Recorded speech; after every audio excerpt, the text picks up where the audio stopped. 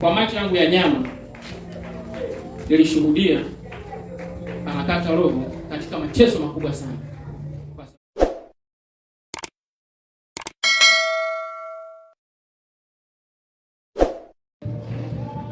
Kuishi kwa imani kwenye maisha ya kawaida ni kazi, kwa sababu inabidi ujinyime vitu vingine vyote ila uishi na nani? Na Mungu. Ni kazi sana, lakini kwa uwezo wake yeye anakuwezesha na unaweza. Kama uishi kwa imani vizuri, utapitia mateso mengi sana, lakini kama unaishi kwa imani vizuri, utapata mateso yote. Kwenye kada yangu au kwenye taaluma yangu ya afya huko, si ndio ambao tunajua kwamba watu wanateseka kiasi gani.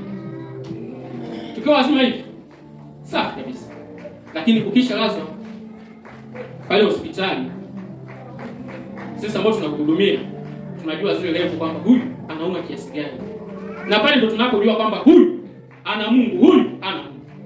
Amen. Inafika stage au wakati mtu amezidiwa sana, unaona kabisa huyu anakata roho. Unamuuliza, wewe una imani gani? Unamwamini Mungu wetu wa kawaida au unaamini kitu kingine? Anakutajia. Siku moja nilishangaa sana. Kuna mtoto mmoja aliniambia yeye anamwamini bibi yake. Bibi yake ndo anayemwamini. Yaani bibi yake akiwepo, yule mtoto hawezi kuja. Alafu kwa bahati mbaya yule bibi yake ashafariki. Alikuwa na miaka 17. Niliumia sana. Tukawaita ndugu wengine, ndugu zake, baba yake, mama yake, kaka yake. Wakasema kiukweli huyu licha kwamba ni miaka 17 lakini hajawahi kwenda kanisani, hajawahi kwenda msikitini, ila yeye alifundishwa na bibi yake vitu hivi hapa ambao ni zile imani za nini? Za giza. Akamfundisha kwamba kwa chochote utakachokuwa unataka kukifanya, amini hiki kitu ninachokuambia mimi na hiki ninachokupatia mimi.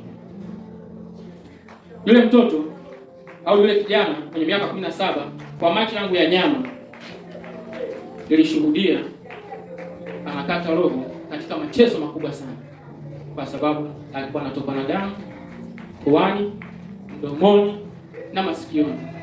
Ili niuma sana. Kwa hiyo kuwa na imani, ishi kwa imani, nayo itakuponya. Pigie Mungu.